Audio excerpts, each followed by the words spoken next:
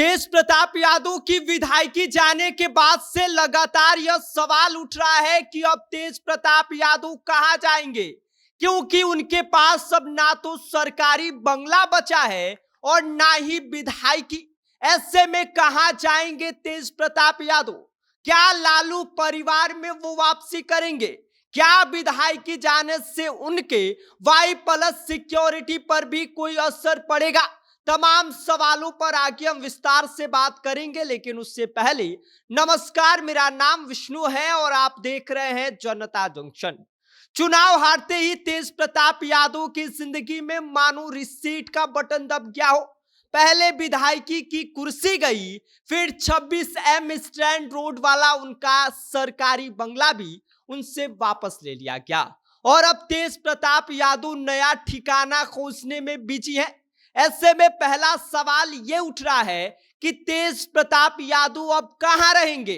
तो 2025 में महुआ से चुनाव हारने के बाद अब वो एमएलए नहीं रहे और नोटिस मिलते ही जो प्रशासन है उनका बंगला लखींद्र कुमार रोशन को अलॉट कर दिया और अब तेज प्रताप यादव की पूरी टीम दिन रात नया ठिकाना ढूंढ रही है और ठिकाना भी ऐसा जहां उनकी सुरक्षा जरूरतों को पूरा किया जा सके, क्योंकि वाई प्लस सिक्योरिटी की बात है।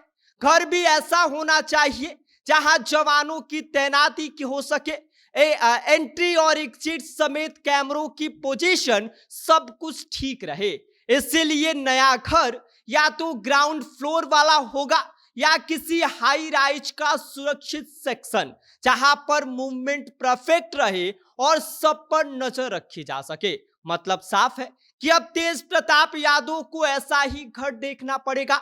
और अब दूसरा सवाल यह उठ रहा है कि क्या तेज प्रताप यादव लालू फैमिली में वापस लौटेंगे?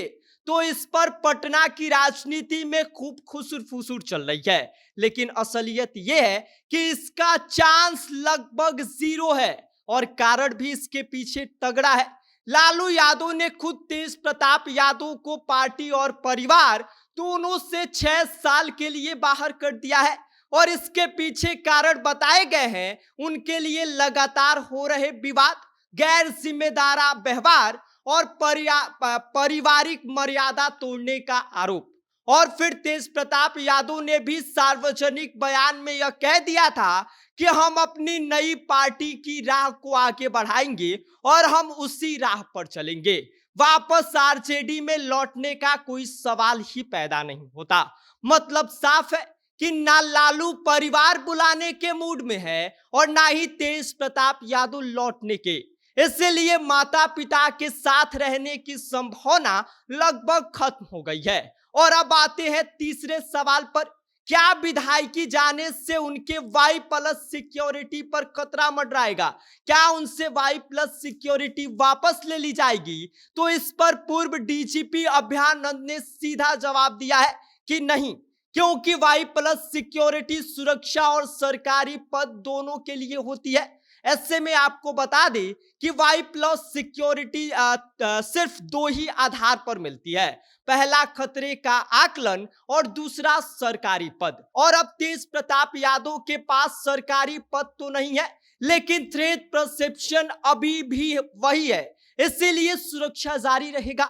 और हाँ, यह सुरक्षा मिलना मतलब सरकारी घर मिलना नहीं होता है। आवास देना पूरी तरह से भवन निर्माण विभाग का प्रशासनिक फैसला होता है और सुरक्षा का इससे कोई लेना देना नहीं होता है। यानी कि कुल मिलाकर बात यह है कि अब तेज प्रताप यादव को अपना अगला और नया अध्याय शुरू करना पड़ेगा, जहां पर नया घर, नई पार्टी और नई राह होगी।